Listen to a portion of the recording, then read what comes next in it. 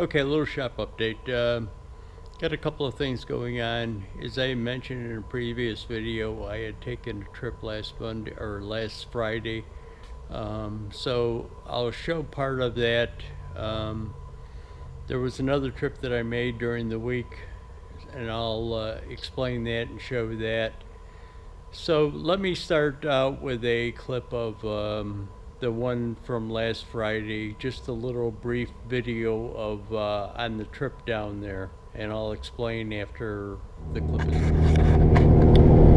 I have no idea what it is in Ohio, just north of Toronto, Ohio.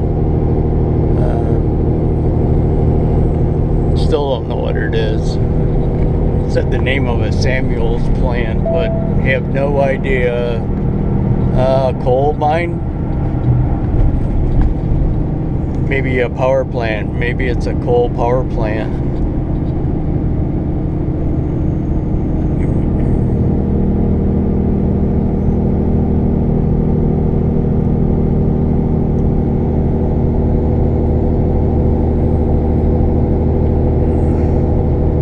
Yeah, First Energy. It's a coal power plant. That's kind of cool. The road goes underneath it.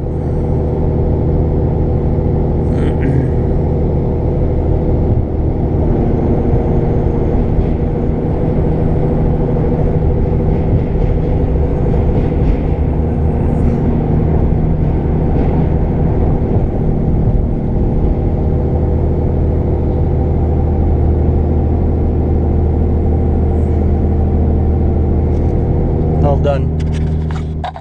Okay, so the reason the station was of interest to me for two reasons, actually. One, you can see it from Pittsburgh. You can see that steam plume from Pittsburgh, or yeah, more over by the airport, Pittsburgh Airport, than any other place in Pittsburgh. But that power station is probably a good 50-60 miles away from that. So you can see that steam plume, and I often wondered, off in the distance, seeing that steam plume, what it was coming from. So now I know. The other reason is I've done a lot of work in power plants before. A couple of coal-fired ones too. Some pretty interesting stories about coal-fired stations. But anyways, one of the things I used to have to do is inspect the sprinkler systems, fire protection systems. And you get up on the catwalks up into the upper levels of the power plant. You used to have to carry a broomstick with you. Anybody know why? If you do, leave a answer in the comments. But anyways, what I did is picked up that racking from the place and took it over to a friend of mine. He's opening a new facility in Pittsburgh. Well, he's opening a different facility. He's actually moved the location of his facility in Pittsburgh. So that's the reason for that trip. I'm going to throw a segment in about changing oil on my truck, and then I'm going to give you a brief explanation of another trip that I had to take. Just changing the oil in my truck. Got the drain pan under there, it's just draining out. I just kind of thought I'd show it to you. 184,000 miles on it. It was 176 since the last one, so I went a little over on the mileage, but not much, probably 500. I'll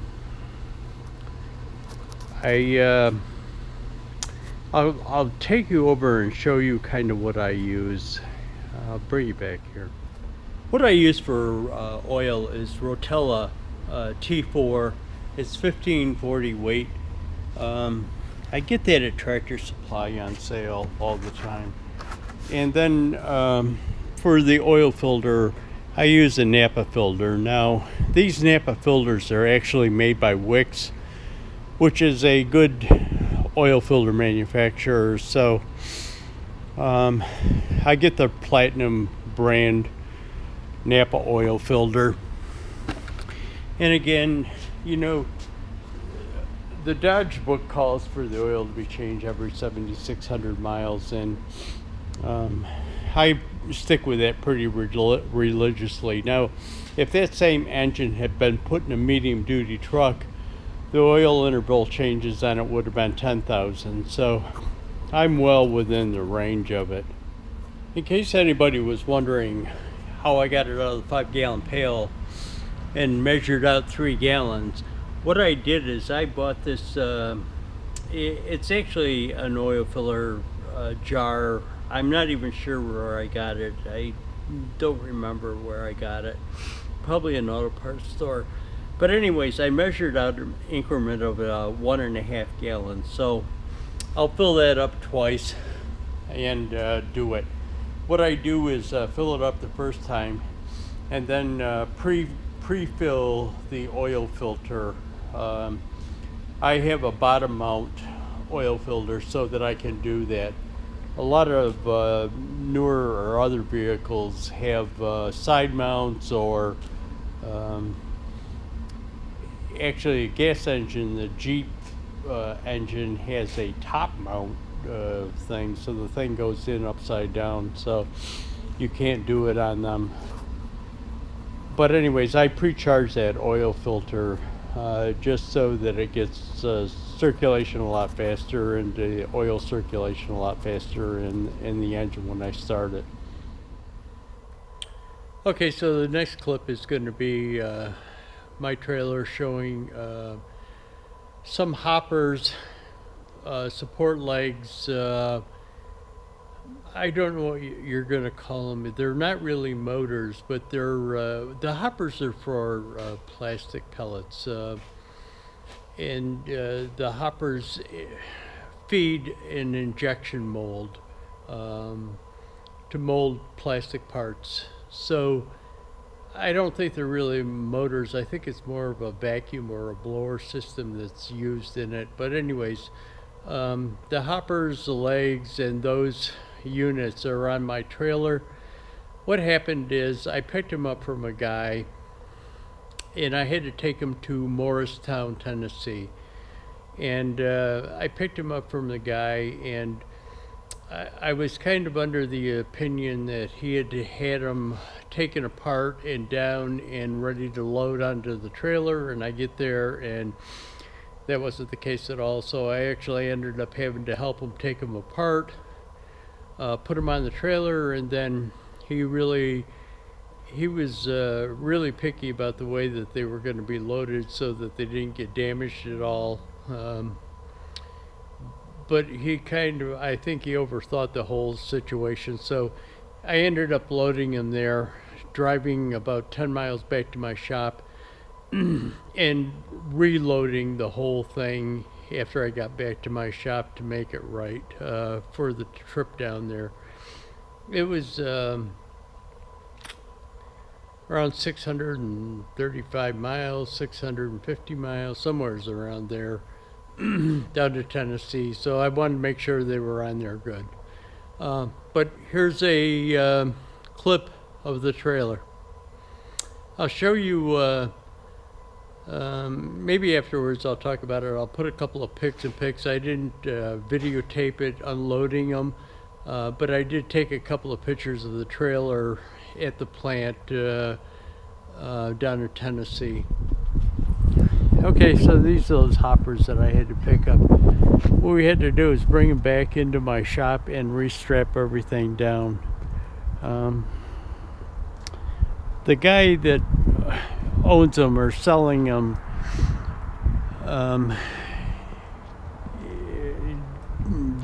I couldn't really strap him down good with him. He had a idea of what he wanted and it really didn't work. So this is it before I leave. I'm leaving probably at midnight tonight, going down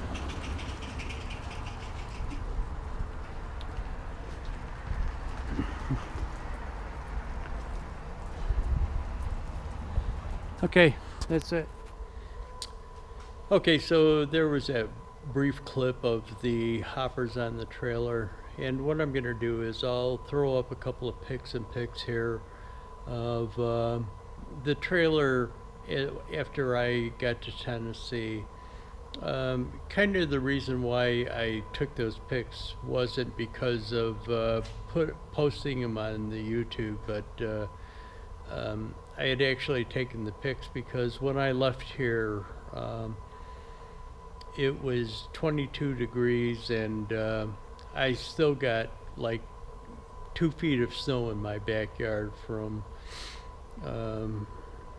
previous storms. Hasn't really snowed lately, just been cold, but I still got 2 feet of snow. I get down to Tennessee and it's like 60 degrees and partly cloudy, and it's just a beautiful day. You know what I mean? And the guy is complaining to me because it was cold. You know, it was 60 degrees. He says, "Oh, it's supposed to snow tonight," which I found highly unlikely, but he's complaining because it had been 70 and it dropped down to 60, and I left and it's 23 and got 2 feet of snow in my backyard. Not really nothing to complain to me about. But anyways, so I threw a couple of pics in here just to show you the stuff on the trailer when I got there. And what I'm going to do is switch over now, and I'm going to be doing a little welding on that back plate for the haul truck. So I just want to include that in the shop update. So at the end, hit that like button, subscribe. I'm not sure if this can be saved. It's pretty pitted on this end. If you, here goes a squeaky tripod again, but bear with me. If you go down to this end, it cleans up pretty good. But this end is really pitted for some reason. But anyways, what I'm going to do is, and it's good welding practice, I'm going to fill that thing in where somebody get cut out for something. I'll show it to you. What I'm going to do is take a wire wheel, try and clean up. I took a flapper disc, a 40 grit flapper disc, and cleaned up around the outside.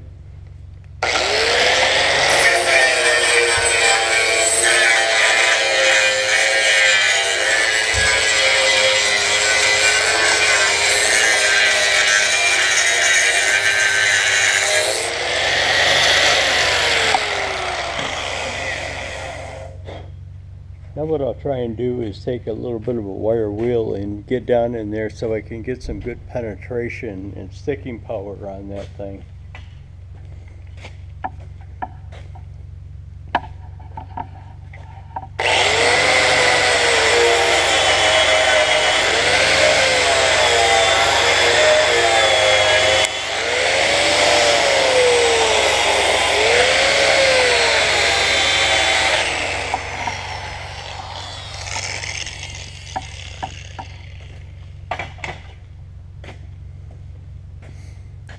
I'll bring you back. Okay, here you go.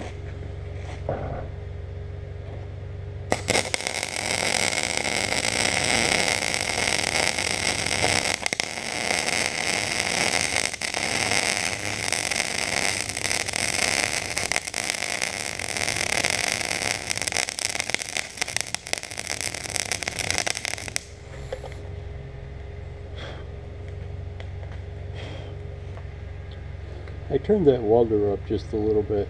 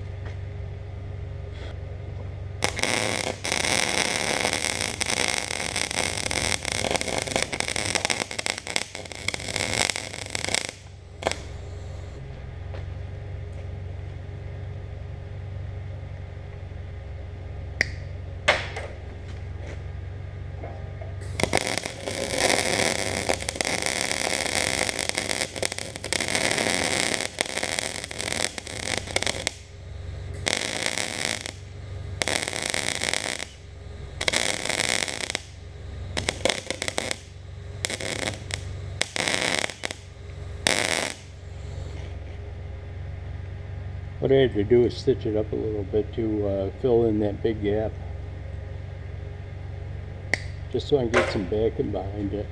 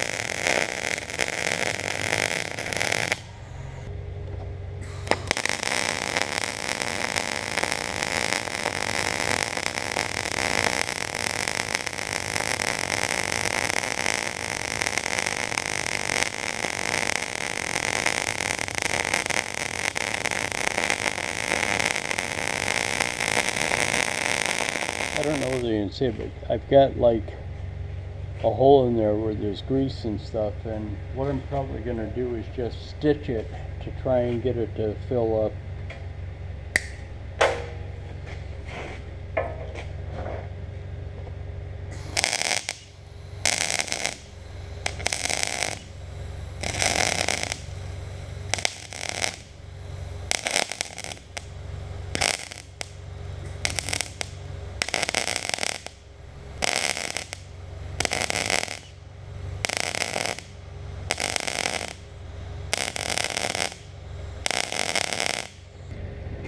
Okay, let me take a grinder and a flapper disc and see what I've got.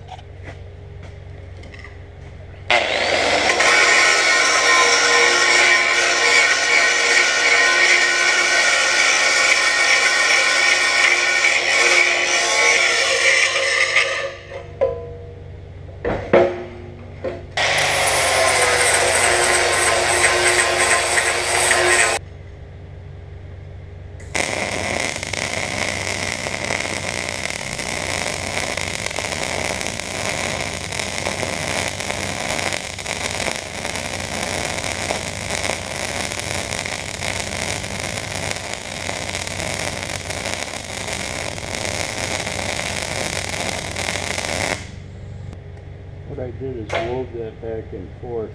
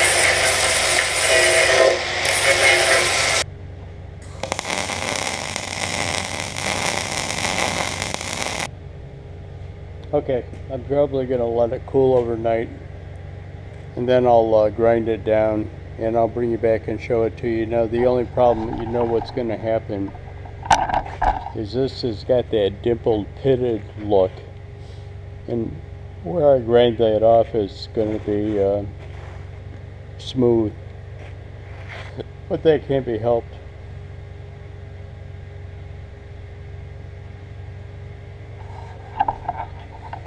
See all those gouges?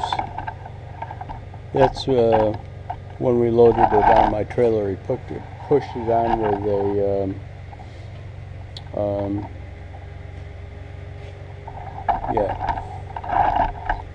skidster.